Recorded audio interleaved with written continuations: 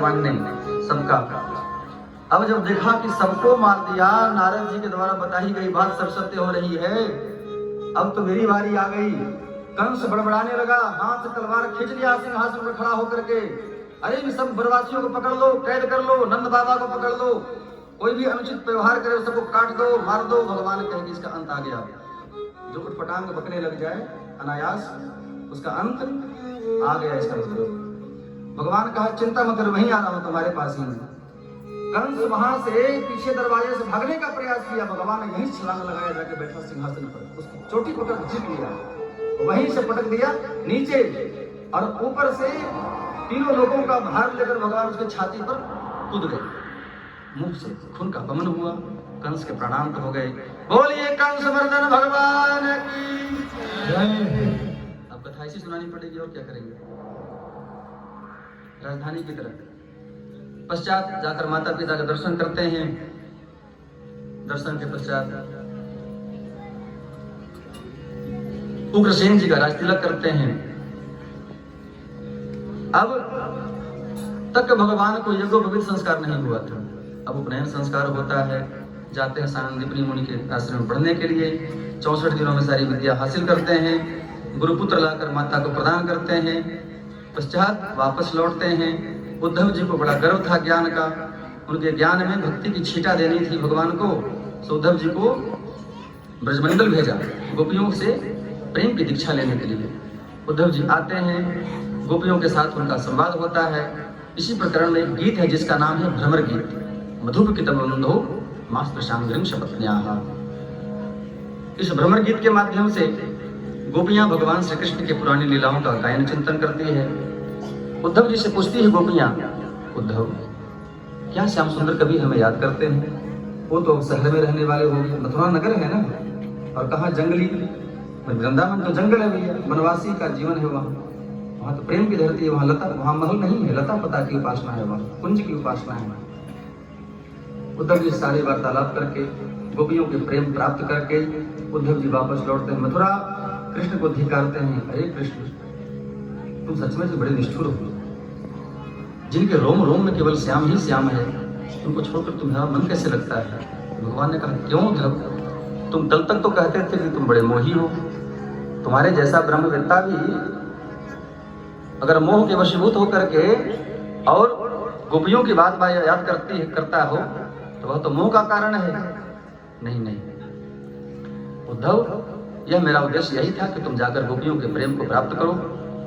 गोपी प्रेम प्राप्त किए बिना तुम्हें मेरी प्रीति सर्वथा असंभव है, इसलिए भगवान ने उद्धव जी को भेजा था। पुनः अब जरासंध का आक्रमण होता है, कंस का बदला लेने के लिए 13 अक्षौहिणी सेना लेकर के आक्रमण करता है। 23 अक्षौहिणी, हर बार उसको छोड़ देते हैं। आखिरी बार वह काली यवन को लेकर के आता है, मुचकुंद जी के माध्यम से काली यवन का उद्धार करते हैं। पश्चात भगवान यहाँ से भागकर द्वारिका का निर्माण करते हैं, द्वारिकापुरी समुद्र में।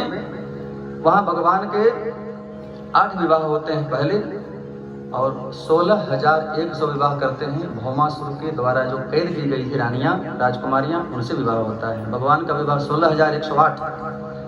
कम विवाह में भगवान का काम नहीं चलता, भगवान का विवाह कम से कम 1000 की संख्या में, तो फिर भगवान किस बात का? 16,108 का अभिप्राय है 16,000 वेद की जो उपासना की ऋचाएं हैं वही मूर्तिमंत होकर भगवान श्री कृष्ण की सहधर्मिणियां बनकर के आती हैं। 108 हमारे उपनिषद हैं, वही प्रकट होकर मूर्तिमंत होकर भगवान श्री श्याम सुंदर की रमणियां बन करके श्री कृष्ण का अंग संग प्राप्त करती हैं।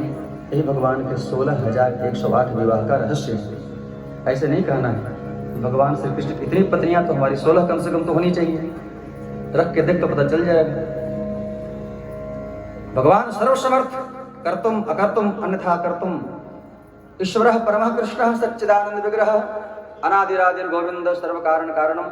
सर्व कारण कारण भगवान श्री श्याम सुंदर सब कुछ करने में समर्थ है। वो जहर भी पान कर सकते हैं, कालिया का मर्दन भी कर सकते हैं, यमराज से छीन कर गुरुपुत्र भी ला सकते हैं, समुद्र को थर्रा भी सकते हैं, तो वो 16,108 विवाह भी कर सकते हैं। तुमसे एक पेड़ की डाली नहीं हिलती, इस प्रकार भगवान श्याम सुंदर विवाह आदि इसी प्रकरण में दसम स्कंद के उत्तरार्ध में एक पावन चरित्र है जिसका नाम है श्री सुदामा जी का चरित्र। सुदामा जी भगवान के बड़े अनन्य सेवक, अनन्य भक्त, अकिंचन भक्त थे।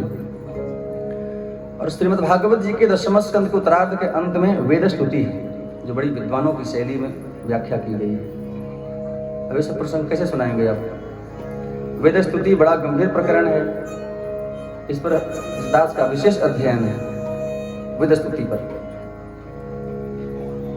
विद्वत संगोष्ठी में एक बार वेद स्तुति पर चर्चा हुई थी, हमें बोलने का मौका मिला। तो वेद स्तुति बड़ा गंभीर प्रकरण है, उसका प्रणयन है, गायन है। भगवान वेद की जो ऋचाएं हैं वो कैसे भगवान को जगाती हैं। प्रलय काल में जब भगवान निद्रा में हो जाते हैं तो वेद की ऋचाएं कैसे श्याम सुंदर को जगाती हैं, ये प्रकरण है। 11वें स्कंद में फिर से प्रथम में भागवतों का चरित्र है। नव योगेश्वर और वसुदेव जी के संवाद के माध्यम से भागवत धर्म की व्याख्या की गई है। भागवत धर्म क्या है? भागवत धर्म का अभिप्राय यही है, जो कुछ भी है सब श्याम सुंदर को अर्पित कर दो। करोत यद्यत् सकलम परस्मै नारायणायेति समर्पयेत। जो कुछ भी कर्म कर रहे हैं ये सब कुछ श्री नारायण भगवान को, श्याम सुंदर को अर्पित कर दो। यही भागवत का मर्म है, भागवत धर्म का। नव योगेश्वरों के माध्यम से भागवत धर्म का निरूपण, पश्चात दत्तात्रेय जी के माध्यम से हम सबको यह ज्ञान दिया गया कि आप कहीं भी किसी से भी ज्ञान ले सकते हैं। दत्तात्रेय जी ने 24 गुरु बनाए, 24 गुरुओं के माध्यम से अपने जीवन को सुधारा, भगवत प्राप्ति की। भगवान के तो अवतार थे ही, ये तो हम लोगों के लिए आदर्श बनाया गया है। पश्चात 11वें स्कंद के अंत में यदुवंश का विनाश और 12वें स्कंद की प्राप्ति। 12वें स्कंद में कलियुग के राजाओं का वर्णन है।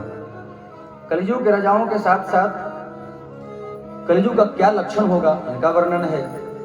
कैसे कैसे राजा होंगे, शासक होंगे, कौन कौन वंश का की सत्ता होगी, इसका वर्णन है। पश्चात श्री सुखदेव जी का अंतिम उपदेश है राजा परीक्षित जी। राजा परीक्षित को श्री सुखदेव जी महाराज अंतिम उपदेश करते हैं। राजन, वह समय अंतिम आ चुका है। तक्षक सर्प आपके डसने की तैयारी कर रहा है। क्या आपको मरने से डर लगता है क्या? कहते हैं गुरुदेव, मरता शरीर है, मैं तो पहले भी था, अभी भी हूं, इस शरीर नहीं रहेगा तब भी रहूंगा। आप कहें तो अभी शरीर छोड़ दूं मैं। श्री सुखदेव जी महाराज ने उनको उस समय स्पर्श दीक्षा दिया, ऐसा सुना हमने। उनके मस्तक पर हाथ रख करके उनके दिव्य स्वरूप का प्राप्ति कराते हैं। श्री सुखदेव जी कौन है? निकुंज की श्री राधा रानी जी की ही शुक पक्षी हैं। वही प्रकट होकर के आते हैं। अमर कथा कर रहे थे भगवान शंकर, वही श्रवण करके अमर हो जाता है। वह शुक पक्षी जाकर के व्यास ऋषि के आश्रम में उनकी पत्नी के मुख के माध्यम से गर्भ में चले जाते हैं। वही सुखदेव जी बन करके आते हैं। तो सुखदेव जी कौन है? श्री दिव्य वृंदावन निकुंज के श्री किशोरी राधा रानी जी की ही पालित लालित